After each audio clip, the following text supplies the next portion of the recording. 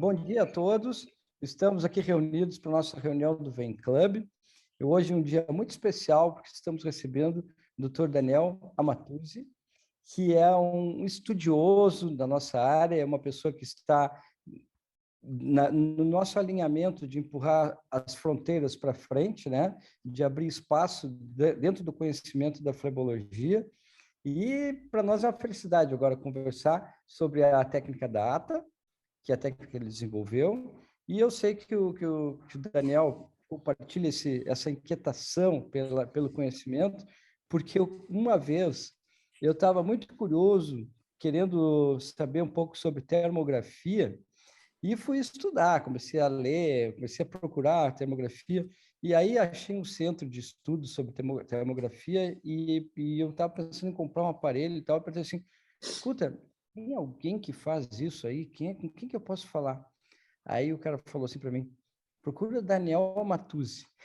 Eu disse, mas então tá, né? É ata, é termografia, então já vi que é mais uma pessoa curiosa, que gosta de ir para frente, de empurrar as fronteiras, como eu falei antes. Então, Daniel, seja bem-vindo.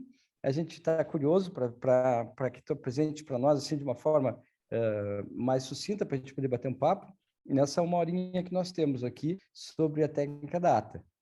Tá, muito obrigado. É um prazer estar com todos vocês aqui.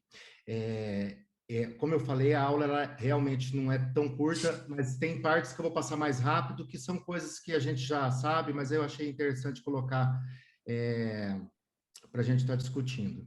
Eu pedi para compartilhar, acho que você tem que liberar aí para mim. Quem libera é a chefe, a Tá Daiane liberado, Alberto. tá liberado.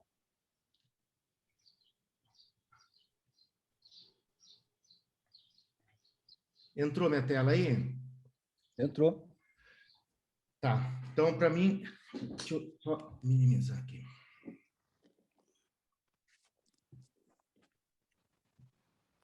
Para mim é um prazer estar com vocês, falar com vocês sobre a técnica ATA, né?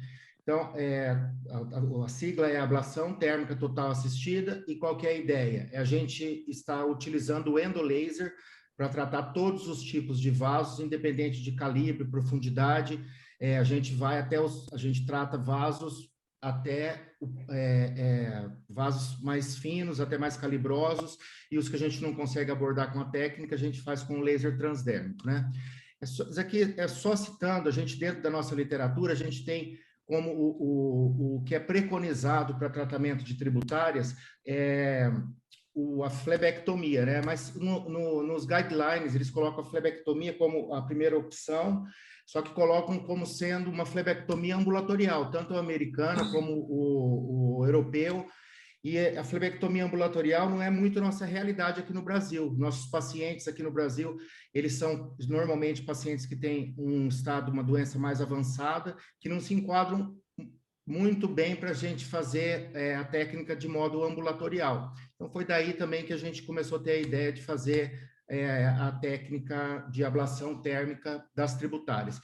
Quando a gente vai procurar na literatura, a literatura até mais ou menos 2012, 13, a gente encontra trabalhos, uma quantidade maior de trabalhos falando sobre o laser para tributária, só que são trabalhos que eles não têm assim uma replicação uniforme de um trabalho para outro, e são trabalhos que têm um índice de complicação um pouco mais elevado.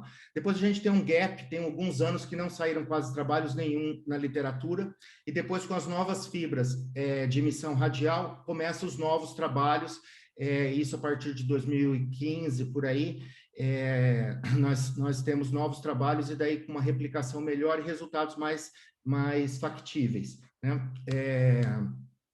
Aqui, o trabalho que vocês discutiram semana passada, acho que foi sobre o Red Hog, que é um trabalho que toda vez que eu falo de laser para tributária, o pessoal fala, mas não é o Red Hog que você faz. Na verdade, Red Hog é um tratamento, foi uma descrição de caso para uma neovascularização de crosta, e não é um trabalho que foi descrito, uma técnica que foi descrita para um tratamento de tributárias, ainda mais pensando num foco na parte estética da doença, né? Então, assim, dentro da minha sequência, aí eu venho do surgimento da ATA, a gente começou em 2010 a fazer todos os procedimentos ecoguiados, então, mesmo as cirurgias de varizes convencionais, a gente entrava com ultrassom na sala. Em 2011, nós começamos o endolaser, 2015, a utilização das fibras radiais, e 2017, com as radiais de 400 micras, começamos a tratar algumas tributárias. Em 2018, nós montamos o protocolo e começamos a aprimorar o detalhamento técnico da técnica e montamos o que nós utilizamos hoje dentro do ATA, né? Então, nós temos mais de 1.500 pacientes tratados com endolaser nesse período, e em 3 anos nós temos 322 pacientes tratados com ATA. O que eu considero pacientes tratados com ATA? Pacientes que eu teria que fazer uma flebectomia, e não fiz flebectomia, tratei só com endolaser. Tem 3 anos que eu não faço uma flebectomia mais na clínica, no hospital, nada.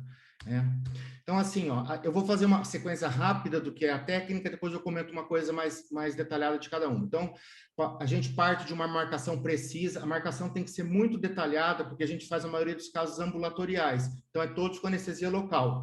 Então, uma marcação detalhada, a gente faz daí botões de anestesia, daí faz a marcação e anestesia. Essa sequência, as punções, a elevação dos membros, salinização dos acessos, a introdução da fibra, tumescência e a termoablação, a gente tem que fazer esse segmento do 3 a 8 de uma forma cíclica, que fica igual uma linha de produção. Depois a gente faz os curativos, e isso a gente fazendo como uma linha de produção, a gente dá agilidade ao procedimento. E como que a gente conseguiu tornar mais factível e em tempo hábil o procedimento? Eu comecei a filmar todos os meus procedimentos. Então, assim, os 20, 30 primeiros procedimentos que eu fiz, eu filmei todos e vi onde eu perdia tempo de um passo para o outro. E fui, a partir daí, aprimorando o que eu podia para ganhar tempo de segundos. Até assim, até o modo que eu solto o transdutor na mesa é igual todo o movimento, para mim não perder 1 segundo de pegar ele e posicionar novamente para mim acertar a imagem, tá? Então, quando a gente fala fazer a cartografia e fazer a marcação do paciente, a gente está cada vez mais utilizando as câmeras termográficas e a realidade aumentada e o Doppler, e a gente relacionando a imagem de uma com a imagem do outro. E com isso, a gente consegue cada vez mais montar uma cartografia, não simplesmente o desenho ali, mas montar algo que já comece a fazer um desenho 3D na nossa cabeça, que isso vai facilitar muito na hora de fazer o procedimento. Tá? Então, quando a gente faz a cartografia, a gente monta, é importante para a gente ter o calibre das veias que nós vamos tratar, que isso faz parte do nosso detalhamento na hora de colocar a potência do aparelho. A partir daí, né, com a cartografia, nós fazemos a marcação, sempre uma pré-marcação com a realidade aumentada, depois uma marcação definitiva com os aparelhos de Doppler. Essa marcação a gente replica para a perna do paciente na cartografia. Daí deu a sequência do procedimento, né? A gente monta a nossa mesa de procedimento, extremamente simples, a gente vai ter ali 2 cubas, uma com soro para salinização e uma com a solução tumescente, que a gente vai usar para anestesia. A cuba de soro a gente usa para salinização uma seringa de 20 sem rosca, e para tumescência a gente usa seringas de 20 com rosca, isso por causa da pressão, para não perder a agulha e para diferenciar uma da outra na hora do procedimento. Daí as seringas ali para anestesia, usa bocates para acesso, eventualmente a gente usa o garrote para funcionar uma veia mais fina. Todos os pacientes nossos vão para o óxido nitroso, e a partir daí fazemos a partir da marcação, os botões de anestesia. Os botões de anestesia têm que ser o mais preciso possível, para a gente não errar o ponto de punção e isso tornar o procedimento menos indolor. Quando vamos fazer as anestesias dos locais onde vamos realizar as punções, nós temos que fazer bem superficial. Eu uso a xilocaína 2%, eu não diluo ela, porque eu uso uma quantidade muito pequena para fazer o botão, porque um pouquinho a mais que a gente aprofunda de epiderme e derme, a gente acaba pegando, às vezes, a parede da veia, essa veia colaba e a gente não atrapalha a nossa punção. Outro detalhe importante é a gente realizar o botão de anestesia sempre com a agulha em direção contrária à veia que a gente vai puncionar. Então, se eu vou puncionar uma veia que tem direção cranial, eu faço o botão de anestesia com a agulha voltada para a distal, Porque se for para o subcutâneo um pouco, vai contra o local que eu vou puncionar, e isso não faz a vasoconstricção e não me atrapalha na hora da punção. Toda a punção nossa, a gente faz ela em corte transverso, né? Então, toda ela é fora de plano e toda ela buscando o sinal do alvo. Então, a gente nunca punciona longitudinal. Esse é o protocolo da técnica, tá? Então, sempre em colo transverso, sempre buscando o sinal do alvo. Essa punção, aí mais um detalhamento, não está tão no alvo, essa foto tem que até trocar ela, mas outro detalhe na primeira foto aí o modo que a gente acaba pegando no abocate, né? Então a gente pega de uma forma que a gente nunca coloca os dedos abaixo do abocate, sempre a pegada é por cima. Então a gente faz esse movimento para a gente pegar e cateterizar de modo adequado. Como a veia é muito superficial, se a gente colocar os dedos abaixo do abocate, a gente não consegue caminhar dentro da veia adequadamente. Então, sempre a pegada é por cima do abocate. Tá? Então, essa daí mais detalhamento. Sempre a nossa punção, a gente procura puncionar 10 milímetros antes da veia, para dar um ponto de ancoragem seguro. E a gente tem uma segurança também na hora que a gente vai terminar o disparo do laser. A gente tem um segmento ali que dá segurança para a gente parar o disparo do laser dentro da veia sem estar muito próximo da pele. E a segunda foto é a disposição dos abocates. Realmente, quando a veia é tortuosa, são múltiplas punções. A ideia de puncionar e navegar um monte dentro da veia, isso daí é uma ideia errônea. Você tem que ter várias punções. Parece que é uma coisa que quem vê a primeiro modo assim acha, mas vai demorar demais. Mas hoje em dia eu realizo muito mais rápido um procedimento com o ATA do que fazendo as flebectomias. É tudo questão de treinamento, né? Então, assim, vocês vão ver que o movimento para realizar a punção minha, eles são extremamente repetitivos. Se você vê eu fazendo uma punção, duas punções, o meu movimento sempre vai ser o mesmo. Então, a gente faz a introdução na pele. Quando a gente vai fazer essa introdução na pele, a gente procura fazer um movimento único, que se a gente ficar cutucando ali, encostando muito na pele, o paciente já foca naquele ponto e sente dor, então tem que ser um movimento único ali. A gente faz o movimento, localiza com o probe, a ponta da agulha, e para entrada dentro da veia é outro movimento único. Então, a gente acaba fazendo duas vezes, duas introduções rápidas, uma na pele e outra na veia. Isso a gente diminui a chance diminui a dor, que é o movimento primeiro para entrar na pele, e depois na veia, a gente não ficar encostando na veia, a gente diminui muito a chance de fazer hematoma local. Então tem que ser uma entrada única dentro dessa veia, tá? Aí uma das meninas que treinou com a gente aqui, progredindo a fibra ali dentro da veia, então é aí que a gente busca o sinal do alvo, né? Eu falo sempre para o pessoal que passa aqui tomar muito cuidado, porque quando a gente vê a ponta da agulha, que nem a gente está vendo a ponta da agulha aí, ela praticamente não faz sombra acústica. Quando a gente transfixa a agulha, passa um pouquinho, ela já começa a fazer a sombra acústica. Então, o ideal é a gente ver a ponta da agulha e praticamente não ter a sombra acústica dela. Se você está vendo a sombra acústica, você caminhou mais do que o ideal dentro da veia já. Tá? Então, aqui a gente funcionando. Então, quanto mais precisa é a nossa punção e mais a gente consegue caminhar dentro dessa veia com o abocate, o procedimento se torna mais seguro e com menos complicações, né? Aqui eu vou dar uma diversidade de punções. Aí a marcação, às vezes, não está exatamente como a gente preconiza atualmente, mas são fotos no decorrer dos últimos 3 anos.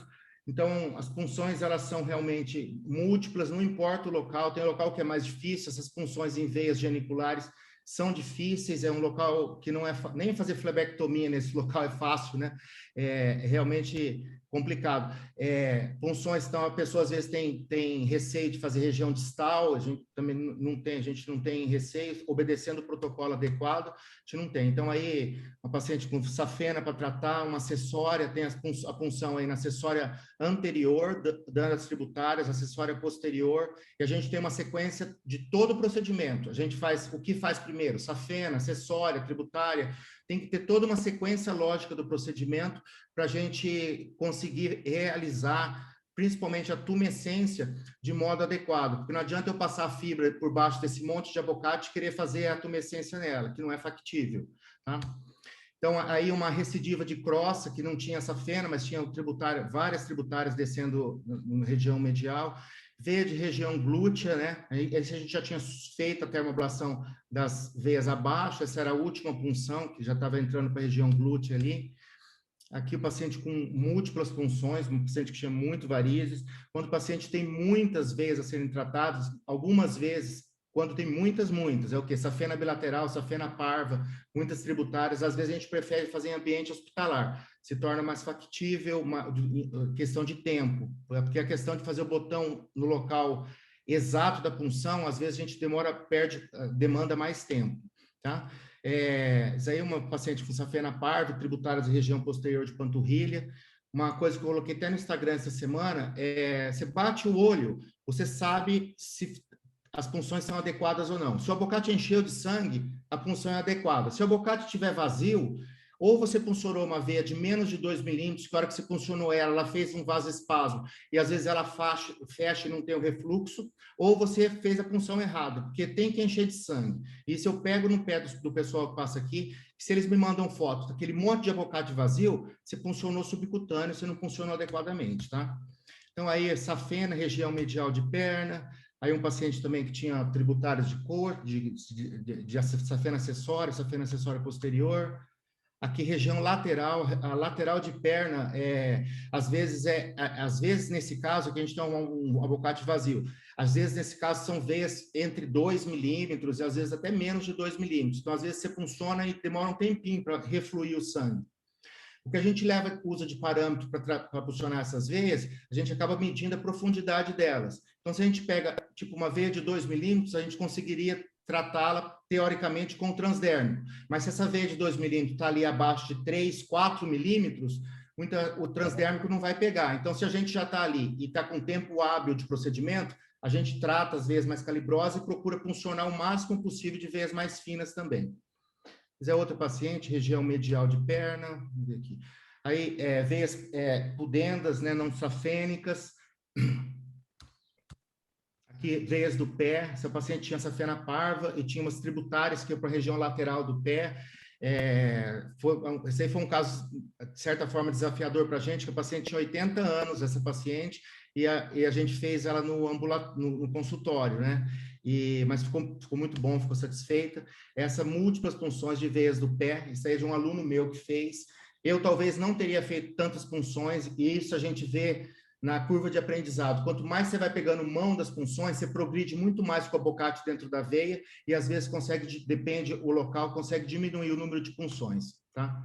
Isso aqui é só um videozinho exemplificando uma sequência de punções, e vendo como que é importante a gente sempre fazer o botãozinho anestésico antes. Aí os botões aí estavam precisos, a gente começar sempre na técnica, a gente começa subindo com as punções, sempre a gente sobe puncionando e desce fazendo a termoablação. Então, sempre eu subo com as punções e na hora vou subir com as punções, vou fazer a sequência e depois eu vou descer com a termoablação. Isso porque se a gente for fazer a termoablação de baixo para cima, os abocates nossos eles vão atrapalhar a visualização da veia ser tratada. Normalmente, a gente faz a primeira punção, eu garanto a safena. Nesse caso, as duas punções abaixo ali estavam longe do local que ia funcionar a safena, eu acabei fazendo a safena sendo a terceira punção. Mas, normalmente, a minha primeira punção eu garanto a safena e depois sigo nas tributárias. Aí, eu fiz, após essa punção, eu punciono, eu vejo que tem um ponto que faltou um botão de anestesia. Dá uma olhada, o pulo que a paciente dá. Então, às vezes, a paciente sente mais dor num botãozinho que você tem que fazer de anestesia do que realmente no abocate ali. Então, quanto mais preciso a gente for no local de punção, a gente faz o paciente sentir menos dor e torna o procedimento mais tranquilo para o paciente. Então, nós fizemos o mapeamento, daí nós fizemos a marcação, fizemos as punções. A partir das punções, a gente eleva a perna do paciente. Essa elevação da perna, a gente fez automatizado na clínica. Alexa, subiu. Então, a maca sobe por pulso, por comando de voz. Isso é uma coisa que facilitou a gente ali, não tá com outro pedal ali embaixo, às vezes fica assim, sendo babananando no pedal, tá? Então, a gente subiu a perna, a gente vai salinizar o acesso. Até o modo que a gente pega na seringa, que a gente, a quantidade de solução que a gente injeta, o dedo que a gente segura na abocate, tampa o abocate, introduz a fibra, tudo isso, todos esses movimentos são repetitivos. Eu faço todos exatamente igual, um ao outro. Então, a gente vai introduzir a fibra, o máximo que ela vai ali dentro da veia, depois eu vou fixar, ter um micropor, esse micropor que eu colo, a pontinha dele é dobrada, para a hora que eu tiver que tirar ele, fica mais fácil. Então, eu tenho detalhado cada segmento, cada passo que a gente vai fazer do procedimento. Essa progressão, ela pode ser maior ou menor, de acordo com o aspecto da veia. Mas a ideia de progredir um monte dentro da veia não é bem essa. Tanto que é mais fácil a gente ter complicação numa veia retilínea e extensa do que numa veia tortuosa que a gente realiza um tanto de punções. E às vezes a gente introduz 1 centímetro só dentro da veia. Então, ali nessa veia aí, ela está da distância da abocate à ponta da fibra, tem uns 2 centímetros. Se a gente puncionou ela 1 centímetro antes para segurança, ela entrou praticamente só 1 centímetro dentro da veia. Mas 1 centímetro que eu vou dentro da veia, às vezes é o suficiente para me tratar e diminuir um monte de venulectasia ou telangiectasia que tem nessa região.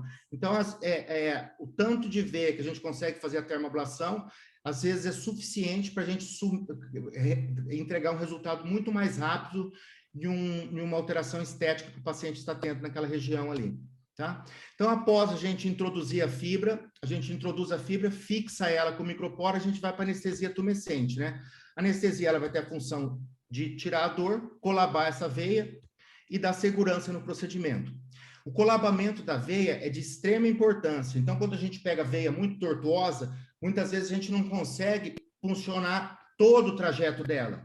Mas se a gente fecha o trajeto inicial e fecha ela logo a seguir, se ficar um pedacinho dela sem fechar e a gente esvaziar essa veia, não deixar sangue dentro dela, fazer esse colabamento dentro dela, a gente diminui muito o número de complicação. Então, a parte a gente até eu exagero na tumescência. E como eu trabalho com isso, respeitando a dose máxima de anestésico que a gente pode usar, né? Se a gente pensar em 7 miligramas da xilocaína, se a gente pensar em 7 miligramas por quilo de peso, num paciente de 70 quilos, a gente vai poder usar 490 miligramas de xilo. Se a gente fizer isso numa solução que a gente usa habitualmente, que é de 0,05%, isso daí vai dar um volume de 980 ml. É o que a gente dilui ali de solução básica de fazer 1.000 ml de soro, uma ampola de xilo, 10 ml de bicarbonato e 1 ml de adrenalina. Mas se a gente for tratar um segmento muito grande, a gente acaba usando uma solução, mais solução do que é o permitido para a gente fazer ambulatorialmente. Então, a gente acaba equalizando. Eu faço a solução tumescente com a anestesia mais próximo da veia onde eu vou tratar e depois eu complemento, quando eu quero colabar mais, complemento só com soro fisiológico. Essa tumescência, daí o pessoal fala, em que plano você faz? A gente não tem plano, a gente pode estar a fibra fora de plano e a agulha em plano, a fibra em transverso, em longitudinal. Então, a gente acaba funcionando e fazendo a tumescência na posição ali que a gente vê que fica melhor, mais factível, e não tem exatamente uma posição exata para a gente fazer a tumescência. Então, no primeiro vídeo aqui, eu estou com a fibra em plano, né? E a agulha fora de plano. No segundo vídeo aqui, eu estou entrando com a fibra em plano e a agulha em plano para fazer a tumescência. Peraí que saiu. Deixa eu ver se eu volto aqui. E no terceiro vídeo aqui, eu estou entrando, a agulha ali, ela está entrando em triangular com a imagem, e aí, nesse modo aqui da terceira punção, é onde a gente tem que ter mais capacidade de montar a imagem em 3D na nossa cabeça, com essa triangulação para fazer a tumescência do modo mais adequado possível. A tumescência, o que é o ideal, a gente preconiza dentro da técnica, né? A gente conseguir sempre um halo de tumescência acima de 8 milímetros, e esse halo, o ideal, ele ser mais próximo de 10, o ideal, ele ser acima de 10 milímetros. Mas o limite que a gente tem para corte, para diminuição da potência, é o halo de 8 milímetros. Quer dizer, a gente tem que ter 4 milímetros de halo de solução tumescente ou distância da pele ali com o soro, né? Quando a gente fala de laser endovenoso, a gente vai falar ali, vai pensar no comprimento de onda, na potência, a relação da velocidade, a velocidade de tração dessa fibra, né, que vai dar nossa energia, que é a potência com o tempo que essa potência vai ficar dentro do vaso, e isso é relacionado com a velocidade de tração da fibra. Para isso daí a gente pensar num lead, né?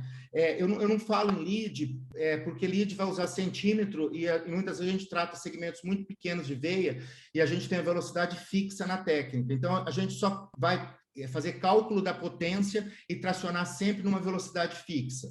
Se a gente quiser transformar o que a gente está usando dentro da técnica em lead, é só a gente multiplicar por 10, que vai dar o lead mais ou menos que a gente vai ter que estar usando ali, né?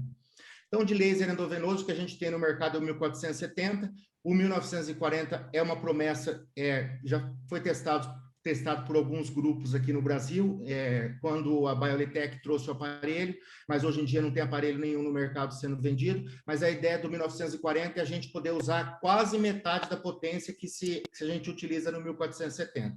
Tem alguns trabalhos fora do Brasil que falam de fazer o procedimento até mesmo sem anestesia. Eu acho que não é tão factível assim, mas vamos ver a hora que chegar o aparelho, né? O que a gente tem usado é o 1470, né? Com as fibras radiais. As fibras, assim, eu acho que o que deu de extrema diferença de diminuir números de complicações foi o uso da fibra radial, de passar da linear para a radial. A radial tem uma entrega muito mais eficaz e distribui muito melhor essa energia dentro da veia, diminuindo as complicações. E a gente sempre tem que procurar, sempre a hora que for fazer o procedimento, testar a fibra, ver se ela não está tendo fuga de energia, se o halo é o mais perfeito possível, porque às vezes as fibras elas têm uma variação dessa entrega da energia pelo cristal de acrílico ali, né? Então, quando a gente pensa no laser, de onde saiu ali os 4 milímetros de segurança, tudo, e o cálculo da potência nossa, né? Então, quando a gente sabe que quando a temperatura dentro do vaso, de 42 a 45 graus, a gente tem um dano celular que é reversível. Acima de 50 a 60 graus, a gente já tem desnaturação do colágeno, e a partir daí a gente tem a nossa faixa terapêutica ideal, que é maior que 70 graus ali, que vai ter uma destruição do endotélio, tá? A gente tem ali 100 graus, é o que a gente tem a radiofrequência, que ela trabalha nessa temperatura, então entre os 70 e 100 graus ali. Isso daí a gente sabe que é eficaz o tratamento e diminui complicações. Quando a gente tem a carbonização na ponta da fibra, a gente consegue, a energia sobe muito, vai para 200, 300 graus. E isso nós estamos falando de fibra radial. Quando a gente trabalha com fibra linear, essa temperatura na ponta da fibra, a gente, com as câmeras termográficas, elas passam muito, elas sobem, a câmera tem tipo o limite dela, 300 graus. Daí você põe a fibra linear, ela sobe muito acima disso e fica dando só temperatura elevada. Então, em estudos, a gente tem que nas fibras lineares, a temperatura da ponta da fibra pode chegar até 800 graus Celsius. E daí que a gente tem o maior nível de complicações. Esse trabalho mostra que uma fibra linear, eles fizeram em bancada, ela chegava a 800 graus Celsius na ponta da fibra. A 4 milímetros da ponta da fibra, essa temperatura já caía para 90 graus. E nos tecidos perivenosos, ela caía para 50. Então, foi mais ou menos a partir desse trabalho que a gente começou padronizar os 4 milímetros da solução tumescente, porque isso daí é numa fibra plana, chegando a 800 graus. Se a gente trabalhar com uma fibra a 70, 100 graus de temperatura, que é o ideal, a gente vai conseguir a 4 milímetros, com certeza vai estar muito abaixo disso, vai estar quase na temperatura normal ambiente, sem ter complicações. Tá? Então, daí como que a gente faz o cálculo da energia, né? A gente montou uma calculadora, que a gente chama de calculadora ATA, que ela leva em consideração uma potência inicial desse paciente, a gente põe uma potência inicial na calculadora, e daí vai diminuindo ou aumentando, de acordo com o IMC, o CEAP, a localização das veias, o calibre das veias e o halo de tumescência, se ele é adequado ou não, tá? Então, aqui um exemplo, a gente pega essa tributária, por exemplo, de 4,5 milímetros, o CEAP 3, o IMC 29. Daí a gente joga isso para a tabela e ela vai acrescentando ou extraindo a potência e ela vai dar a temperatura ideal, a potência ideal que a gente vai colocar no aparelho a ser tratado. Com o passar do tempo, a gente vai percebendo que essa potência, ela não vai variar muito entre 3, 4 em perna, até 5, depende do paciente, e 4, 5, 6 em coxa. Mas com a tabela a gente sabe certinho por que que eu aumentei ou diminuí a potência em cada perfil de paciente. Então, ó, esse paciente aqui, essa tributária, 8 milímetros, CAP 5, MC de 34. Essa daqui é a potência máxima que a tabela dá, que é um paciente obeso, com CAP elevado, uma veia calibrosa. Então, a gente calcula lá, ele dá 6 watts de temperatura, que é o que a gente vai colocar no nosso aparelho de laser, né? A velocidade de tração é fixa em 1 milímetro por segundo. Essa velocidade a gente tem que ter precisão na hora de tracionar ali. E, assim, alguns casos que eu tive que refazer o procedimento, foi casos que eu fiz com aluno, que essa velocidade de tração, às vezes a pessoa não obedece e acaba puxando mais rápido, aí não faz a termoablação no tempo adequado. A gente desenvolveu um dispositivo, estamos em fase de tirar o imetro dele, que ele faz a tração da fibra de modo manual a 1 milímetro por segundo. Vou passar isso aqui rápido. Tá? Então, a observação dessa termoablação ali, a gente pode fazer ela com ultrassom e no final do procedimento manual ali. Vamos acelerar um pouquinho aqui. Aí, realizando a termoablação, o nosso aparelho de ultrassom, ele tem a marcação no central dele, a cada marquinha dele é 5 milímetros. Então, isso facilita muito para a gente saber a distância que a gente está exata da pele aqui, a hora que a gente está com as fibras. E eu não trabalho nem com zoom, nem aumentando o foco do aparelho, sempre no mesmo distanciamento. Então, olha, aqui eu sei que está a 1 centímetro da pele. E eu procuro sempre, daí, fazendo a termoablação, deixar sempre no meio do aparelho, que fica mais fácil para mim estar acompanhando a imagem. Então, aqui é pós-procedimento imediato, a gente acaba fazendo um curativinho local aí, para não ficar babando aí a solução. Coloca meia de compressão, kinésio no segundo para o terceiro dia, a gente coloca as kinésios. Essa aqui é a imagem que a gente consegue no pós-procedimento. Então, esse paciente, ele tinha, com a câmera termográfica, ele tinha uma perfurante posterior de ocopoplíteo, estava com 34,8 a temperatura local. Esse daqui, 3 dias depois do procedimento, 32,7. Isso, assim, é de rotina, a gente pegar em veias calibrosas, essa alteração significativa. Aqui o paciente, só 4 dias, aqui são alguns antes e depois. 4 dias após o procedimento. Essa paciente, eu coloco a fotos aqui, é 24 horas após, aqui eu não tenho tardio dela, é uma paciente de fora, e ela fez na época da pandemia, no começo da pandemia, não voltou comigo mais, mas só para a gente ver que o paciente emagrecido, com veia calibrosa, a gente não tem restrição de tratamento. Essas veias região lateral de pé são difíceis de tratar por qualquer técnica, né? Essa daí a gente associou o Clax depois, com uma sessão de Clax. Essas posteriores de panturrilha, essa daqui a gente vê que mesmo essas veias mais superficiais, a gente tem uma pigmentação muito baixa no local aí da realização da termoablação. Essa foi uma das pacientes, essa paciente a gente fez no centro cirúrgico, a gente fez 62 punções em 2 horas e 15, né? Isso aí é 5 e 45 dias depois. A mesma paciente, aqui entra procedimento, 5 dias, 45 dias depois. Essa outra paciente, esse aqui 45 dias depois, a primeira, e o outro, segundo aqui, 60 dias depois do procedimento.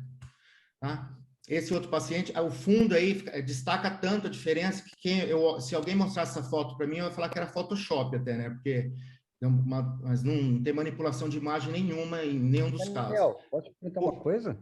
Oi, pode? Importa de voltar um pouquinho o slide? Essa da esquerda aí, isso deve ter feito muita punção, né? Essa eu tenho, eu não tenho a foto de punção. Essa daqui foi feito muitas punções, muitas. Eu tenho uma foto, acho que a marcação dela aqui mais para frente. Tá bom.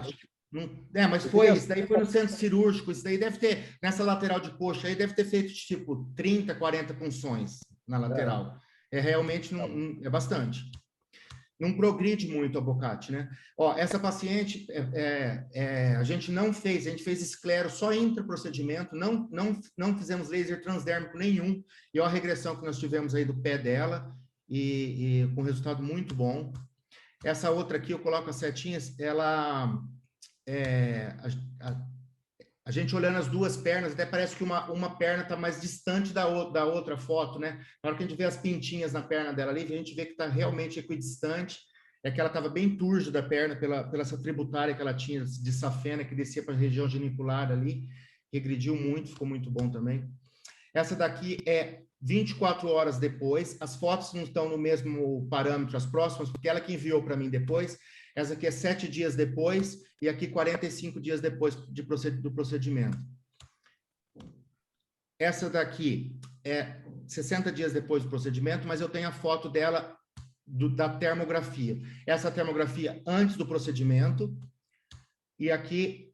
deixa eu voltar, peraí. Então, aqui ela pegava ali, onde a acessória saía do compartimento, pegava 35,1 de temperatura, né? Que é esse ponto aqui. Daí, aqui, eu tenho ela pós-procedimento. Ela pegou um local mais quente ali também, mas a temperatura baixou para 32,4 ali, ó. E a gente vê que a imagem termográfica, ela dá uma diferença muito significativa, assim, a disposição de cor e da temperatura. Tá? Essas duas eu coloco, isso aqui são duas pacientes. Essa primeira paciente, foi incrível o resultado assim, que a gente teve dela, porque essa daqui é zero de laser transdérmico. Ela tinha uma microperfurante nessa região lateral de perna e a gente fez uma incisão da microperfurante. A gente entra com uma 40 por 12 e corta a microperfurante. Ela para de dar aquele enchimento local ali. A gente fez ata ela tinha parva, uma tributária nessa região, que foi feito ata, e aqui a gente fez a subincision, cortou a perfurante e fizemos tumescência e escleroterapia entre o procedimento. Essa outra tinha uma perfurante aqui nessa região, que fizemos ata também, e esclero, mas essa daqui a gente fez transdérmico, 2 sessões de transdérmico depois também, mas essa primeira não tem transdérmico. Aqui, falando das complicações, né? Então, hematoma. Hematoma a gente tem quase 100% dos pacientes. Um pouco de hematoma é diferente de formar coleção de sangue, formar coágulos, assim, no subcutâneo, que demora. É um hematoma que regride muito mais rápido, mas quase todo paciente forma hematoma, né? Outra complicação que a gente tinha, ou quem está em curva de aprendizado geralmente tem, é pigmentação quando você faz veia superficial mais extensa. Esse é o quinto caso que eu fiz, bem no começo, assim, e geralmente quando você não faz uma tumescência adequada e não esvazia a veia, tá? Mas depois ele sumiu todo. A preocupação mais temida por todo mundo é queimadura de pele. Essa paciente é minha, esse daí foi o terceiro caso que eu fiz. Eu empolguei demais com as punções, não dei o tempo de uma punção para outra. Aqui a disposição das punções está errada, a gente tem que fazer a punção sempre direção ao fluxo de sangue. Então, sempre a gente vai deixando a energia sempre distal, a gente vai mais proximal. Então, eu vou subpuncionando e vou descer fazendo a termoablação. Então, a disposição dos abocates nunca pode ser uma em direção ao outro, porque daí eu somo energia, entendeu? Soma o calor local. Então, aqui eu tenho punção de cima para baixo e de baixo para cima. Isso dá uma soma de temperatura nessa região, é onde a gente tem as maiores complicações. Isso aqui são já alunos que passaram aqui com a gente. Isso daqui é a Fernanda de Muriaé, caso dela. Aqui é da Mary Falcão, lá de Lagoas. Aqui é o Daniel de Criciúma, de Santa Catarina, né? Esse aqui é o intraprocedimento. Essa daqui é 5 dias pós-procedimento. E isso daqui é 40 dias pós-procedimento. Esse daqui é lá de Sorocaba, do Audi. Ele fez transdérmico depois do caso. Outro caso dele. Esse aqui é do Dr. Tiago de Brasília, um CEAP avançado, a gente tem um CEAP 5 aí na segunda, 6, né, na segunda foto, passando para CEAP 5, né, com a cicatrização da úlcera. Esse aqui é um caso, o Leonardo mandou as fotos, eu montei o modo que ele ia fazer as punções, né? Esse aqui é o pós 40 dias depois. Aqui outro caso dele, varizes volumosas aí de panturrilha, né? Isso aí é o intraprocedimento e aí o pós-procedimento, né? Ficou algumas veinhas remanescentes que depois ele tratou. Elas regridem mais do que isso, geralmente até uns 60 dias regridem mais as veinhas, o que ficou aí depois, eu acho que ele fez esclero. Então, por que ata, né? Nós possuímos um protocolo detalhado, com parâmetros de energia, a gente tem parâmetro e protocolo para cada fase do procedimento. Beira o nível do toque nosso, assim, parece, quem passa comigo, acho que até eu sou meio doente, assim, tudo eu faço exatamente da mesma forma, né? Acho que os novos aparelhos os materiais deram mais segurança para a gente realizar o procedimento. O ATA, ele disponibiliza a real deshospitalização do paciente, a gente realmente faz em ambiente ambulatorial. A recuperação é extremamente diferente do que o procedimento cirúrgico. Nosso paciente, todos, é difícil falar todos, mas a grande maioria, para o segundo, para o terceiro dia, volta a fazer toda a atividade, até atividade física. Tem menos equimose, menos lesão neural, linfáticos, e não tem praticamente sangramento, né? Ausência de cicatrizes e uma taxa bem menor de recanalização em relação à espuma. Deixa eu só acelerar aqui rapidinho, só de demonstrar, né? Então, um caso de veia de testa que nós fizemos, tá? As punções intraprocedimento, aí já com a fibra progredindo aí dentro da veia. Aqui um outro caso, né? A gente fazendo a progressão da fibra. A câmera termográfica, nesse daí foi, a gente usa intraprocedimento, a gente não faz tanta tumescência, então ó, pegou a temperatura na testa ali da paciente 41,9. Na hora a gente diminui a potência ou aumenta a tumescência, isso é o pós-imediato. Aqui ela fez harmonização facial também, emagreceu, mas era para, como está mais magra, até para estar parecendo mais a veia, né? Mas você vê que o resultado é muito satisfatório. E aqui um caso de veia de mão também. Aí o pós-procedimento. Essa é 7 dias pós-procedimento. A veia de mão esvazia muito. A gente consegue fazer, disparar o laser, praticamente o laser, a fibra e a veia. E com isso a gente diminui, regride muito rápido essas veias, né? Então, assim, técnicas com dedicação, persistência, cooperação, tem que ter uma habilidade, mas isso pega com o tempo. E paciência é factível. Era isso que eu tinha a apresentar para vocês. Vou interromper aqui para a gente discutir um pouquinho. Agora a gente está naquele momento assim, ó. Oh. Muito bom, hein? Meus parabéns. Visto, assim, por parabéns, alto, mas, sinceramente, me impressionou bastante. Espera só um pouquinho que eu não estou conseguindo. Saiu minha tela? Saiu. Agora voltou. Voltou? Espera aí. O que será que eu tinha estou fazendo, saído. Cara? Está salvando as aulas aí. Pronto, saiu? Tá aí. Mas a parte da aula que eu mais gostei é quando você falou de cartografia. Eu falei, nossa.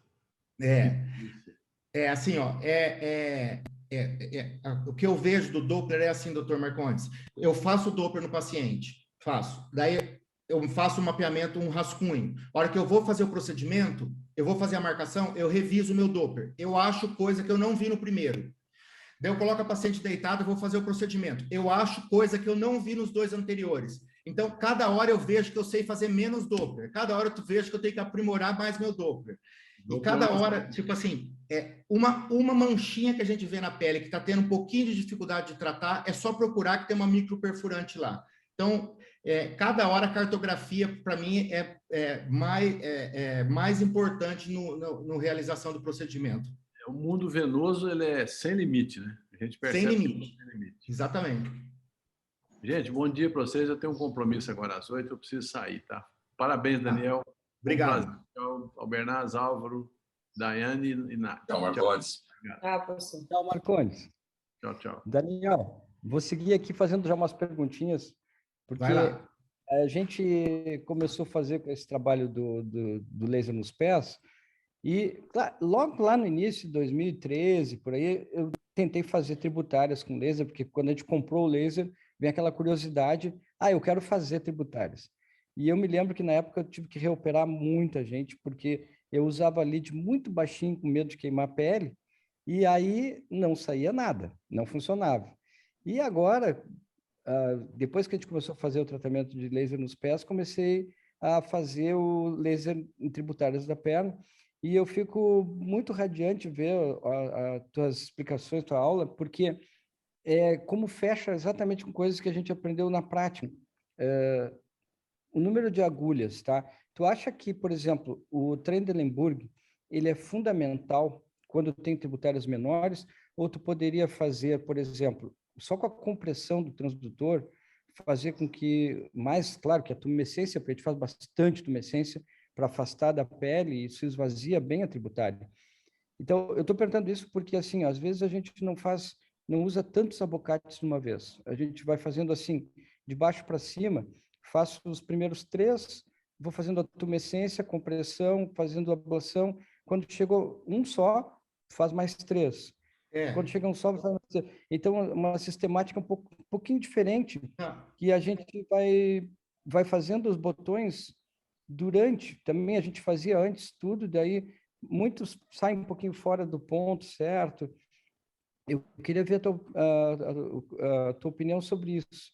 Outras Tá. coisas, assim, a gente usa uma agulha para tumescência mais longa, que é a própria agulha do abacate, que ela vai um pouquinho mais longe quando tem um trajeto mais longo.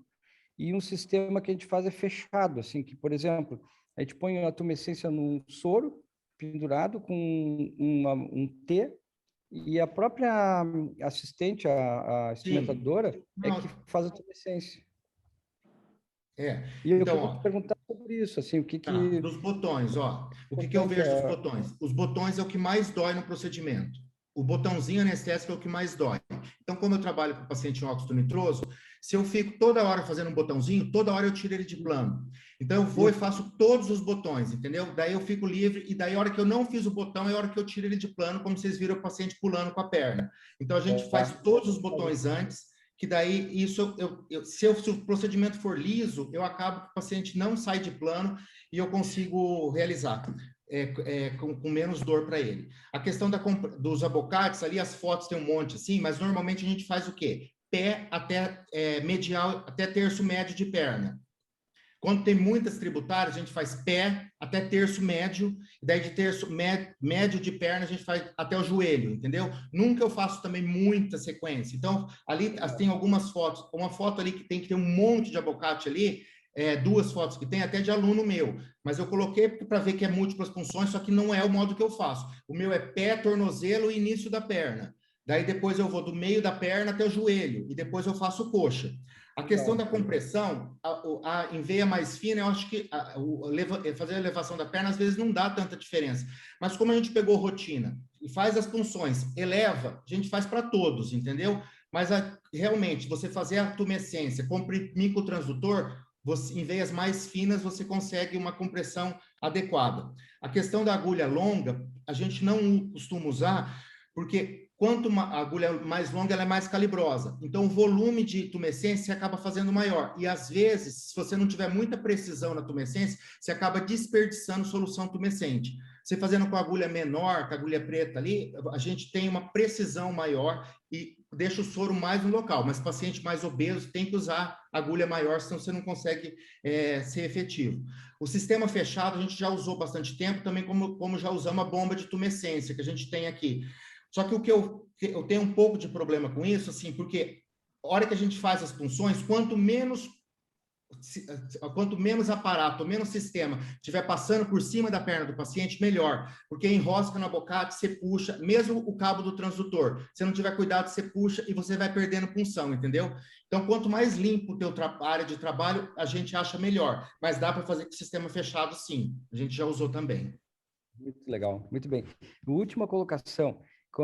A gente está escrevendo agora o trabalho dos pés e a gente separou a definição de hematoma e equimose.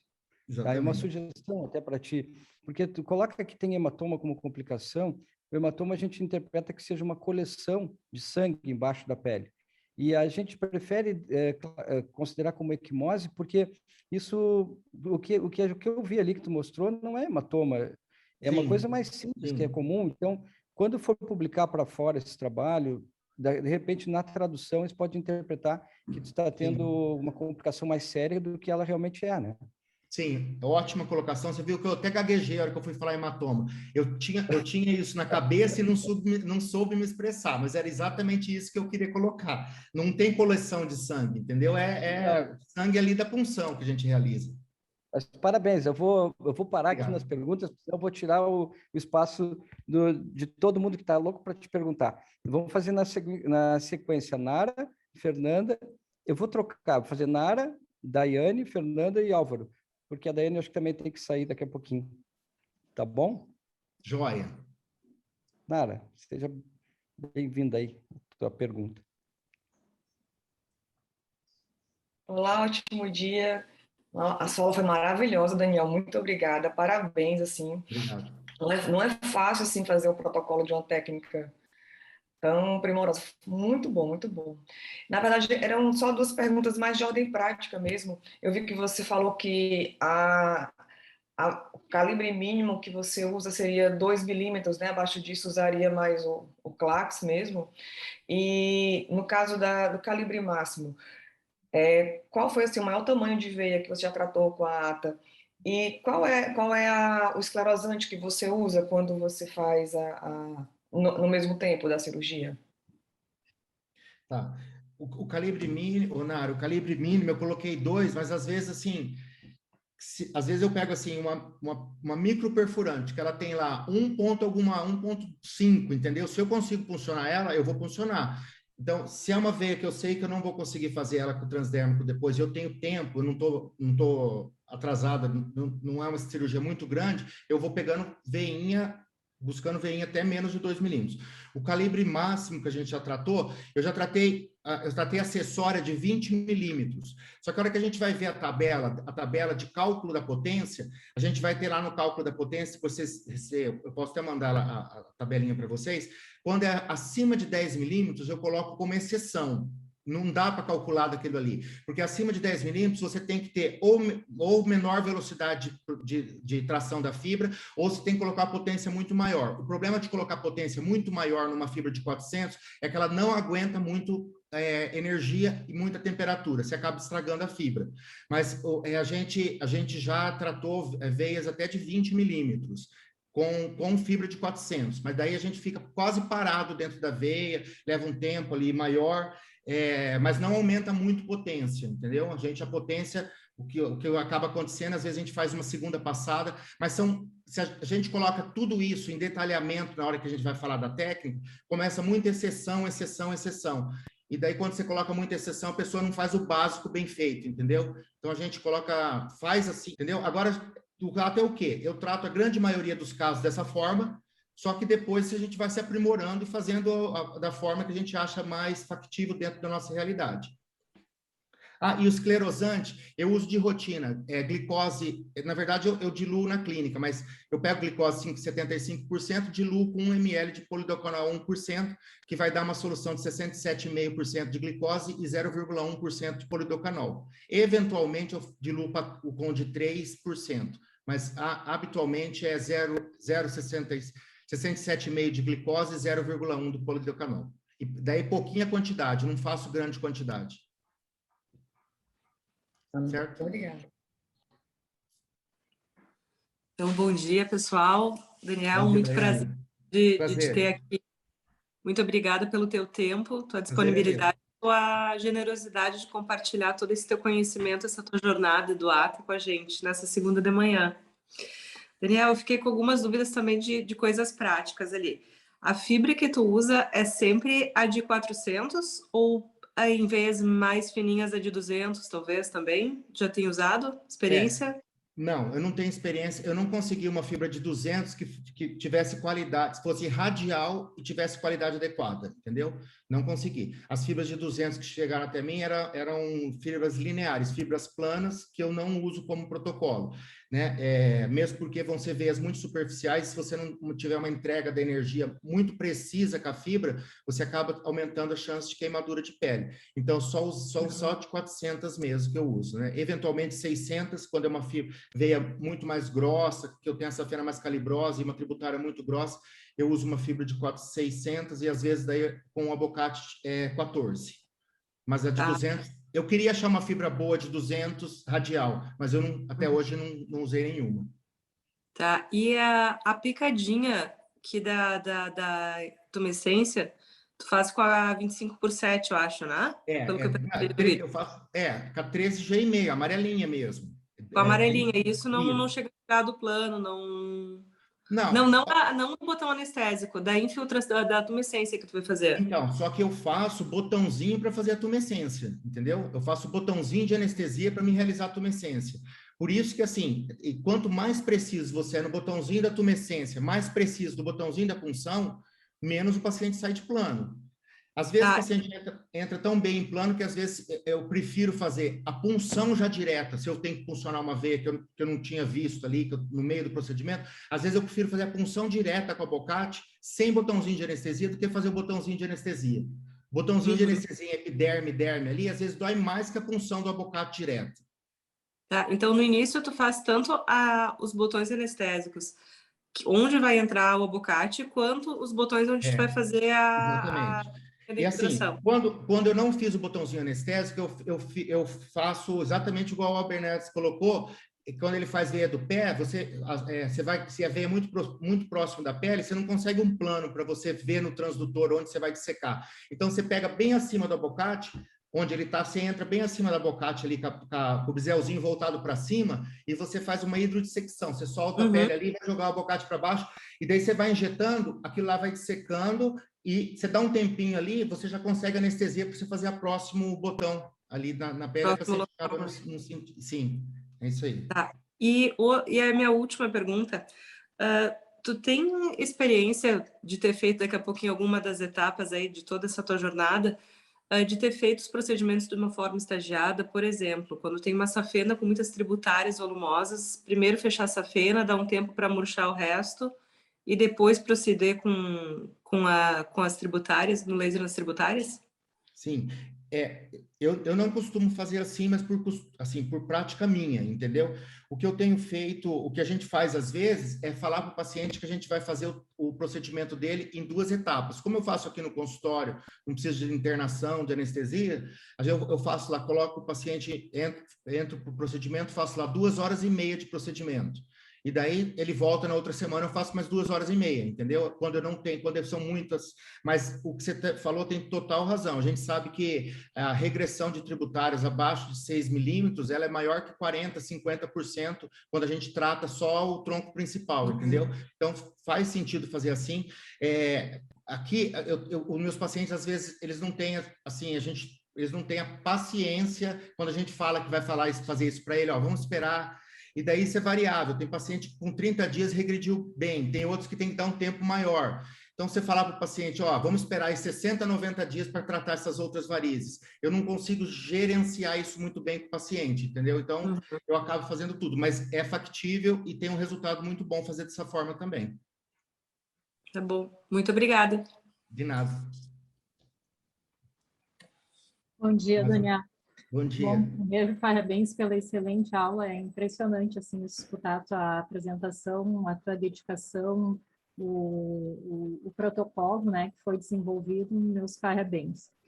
Daniel, a primeira pergunta seria, eu estava aqui na minha lista, a doutora Daiane acabou de fazer, que era do tratamento estagiado, que eu também tinha ficado com essa dúvida, né? Tu já respondeste. E a minha segunda pergunta, eu queria saber como é que seria no pós-operatório, por serem veias bem superficiais, se tem formação de muito cordão fibroso, se esses cordões, por quanto tempo eles persistem, como é que isso é passado para os pacientes, que é uma dúvida que eu tenho. Tá. Então, assim, ó, vai formar, todo paciente vai formar nódulo endurecido e cordão fibroso. Se a gente falar que não vai formar, eu vou estar mentindo, porque a gente não pulveriza essa veia. Quando a veia é muito fininha, às vezes não fica mesmo, mas veia mais calibrosa, todas vão acabar formando um nódulo, vai formar cordãozinho e nódulo. A gente tem no protocolo, a gente tem sistematizado durante o procedimento, alguns detalhes que a gente minimiza muito a formação desses nódulos. Então, a questão de nódulos em veia tortuosa, a questão da tumescência abundante é uma coisa que diminui muito a formação deles. Veias retilíneas extensas, nunca a gente faz a transição de perna para coxa, uma veia, porque a veia, do mesmo jeito que ela vai diminuir de calibre, ela diminui de extensão. Então, ela retrai. Então, se você faz na dobra, ou de pé para tornozelo para perna, ou de perna para coxa, a hora que o paciente faz extensão da perna, ele faz a retração da pele, porque aquela veia, ela está mais curta. Então, nunca a gente faz a termoablação em transição, de dobra, de tornozelo e de joelho. A gente, às vezes, quando está uma veia mais extensa, a gente faz uma flebotomia. Eu faço a tumescência, faço tumescência num segmento, por exemplo, coxa, a hora que chega na dobra do joelho ali, eu desço sem tumescência, faço um botãozinho anestésico, faço um cortinho de 4 milímetros, corto a veia, passo a fibra pelaquela região, corto a veia, daí faço a tumescência para baixo, entendeu? Então, isso daí minimiza muito. E quando forma, como a gente trabalha sempre com protocolos, então, meus pacientes, eu sempre monto um protocolo que vai ser mais ou menos 3 a 4 meses de tratamento. Eu já trabalho na cabeça deles que vai ficar o nódulo, vai ficar o cordãozinho, mas vai sumir. e toda vez que ele retorna, eu friso. Olha como já melhorou dessa última vez para agora, vai melhorar mais ainda, entendeu? Então, ele já sabendo que vai ficar, ele administra muito melhor isso daí. Mas some todos vão sumir, tá? O que não some, se você... Hoje em dia, o que eu tenho, assim, ó, às vezes um nódulo, um cordãozinho que fica, outra coisa que pode ficar, às vezes uma lesão, não chega a fazer uma queimadura, mas faz uma hiperemia local por uma lesão térmica. O calor dá um processo inflamatório, que não chega a ser queimadura. Tá? Isso aí é você que calculou a potência errada ou a gente fez uma tumescência inadequada. Então, assim, hoje em dia, cada complicação, estudo complicações menores que a gente pode ter, eu sei exatamente o que eu fiz de errado. Ah, esse paciente, eu estava com muita pressa, não fiz a tumescência adequada. Esse outro aqui, eu peguei, tracionei a fibra um pouquinho mais rápido, não fez a termoablação, juntou um pouquinho de sangue dentro da veia, tá? Mas a gente tem que trabalhar com o paciente, explicar para ele como que é o procedimento. E ele sabendo o que ele vai ter no pós-procedimento, a gente consegue administrar muito melhor isso. Então tá. Muito obrigada. Joia. Olá. Fala, Tudo bom, Álvaro? Daniel? Como está? O Álvaro é meu aluno, meu embaixador. Tudo bem. Eu sou aluno número 7, se não me falha a memória. Então, eu já tive a oportunidade de acompanhar você pessoalmente durante o período lá na Feira de Santana, lá junto com o Gustavo. E, assim, a gente teve a oportunidade de aprender tudo isso. Eu acredito que de lá para cá, acho que tem uns 2 anos, né? Você já tem mais algumas melhorias e, enfim, mais situações que você vai agregando. Você é um cara muito detalhista, muito habilidoso. Parabéns pela sua aula, né? E, assim, o nosso grupo aqui, Daniel, é um grupo que vem acompanhando, e tudo começou com a gente trabalhar em cima do Shiva. E de tudo que a gente aprendeu no Shiva, a gente criou um valor assim muito grande pelo processo da fisiopatologia da doença, para que a gente possa lá na frente encontrar um resultado muito bom. Então, as 2 perguntas ali que a Daiane e a Fábio estavam fazendo para você em relação ao tratamento estagiado, é porque dentro do processo hemodinâmico a gente avalia que quando a gente trabalha a causa da doença, a gente faz o estagiamento, então um procedimento que vai ser fechado a origem da doença, tanto a perfurante nutridora da veia, quanto um tronco de safena, ou uma veia perineal, que seja a nutridora das varizes da face medial da coxa, a gente acaba encontrando um resultado fantástico no prazo, às vezes até curto, de 2 meses. Então, eu lembro que quando nós estávamos fazendo o tratamento das veias, a gente fazia um trabalho focado na técnica. Eu sei que assim a técnica é o processo da marcação, da anestesia, da punção, da liberação da energia, do cálculo de energia, e a gente focando o resultado na frente. Eu não é uma crítica, é sim uma pergunta. Eu quero saber como você encara assim o processo da gente fazer toda a identificação da doença como fisiopatologia, para que a gente possa saber quais as veias que sim realmente devem ser tratadas, seja no primeiro, seja em 2 tempos, né? Para que a gente possa identificar se realmente aquelas veias precisam ser tratadas. Eu vi que você até falou, olha, na primeira vez que eu faço ultrassom eu vejo um número determinado de veias, na segunda vez eu já vejo um número a mais e depois na terceira eu vejo a mais. Será que se a gente identificasse todas essas veias como sendo secundárias ao processo de refluxo, elas realmente precisariam ser tratadas e a gente pouparia essa demanda de tempo, de energia, de equimoses e de lesões naturais do processo, quando a gente foca no processo de fisiopatologia? Então, a agregação de toda a identificação da doença não pode resultar num processo muito melhor ou até minimizar o teu dispêndio de tempo no procedimento. Eu sei que você é focado na questão tempo, eu vejo que você se preocupa até na hora de colocar o transdutor para que seja da mesma forma. Então, assim, eu observei isso em você, o detalhismo que você tem, o perfeccionismo que você tem. Então, eu queria perguntar para você, Como você encara esse processo da identificação da fisiopatologia?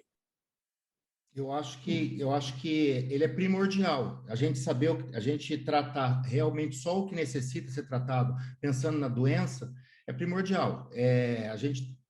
Você tem toda a razão. Entendeu? O que a gente procura fazer é tratar o máximo de veia doente possível. A gente não trata veias inestéticas, explicando bem para o paciente que são veias muitas vezes que estão sadias, mas que incomodam esteticamente ele, e a gente explica com termo, tudo, a gente faz o tratamento dessas veias.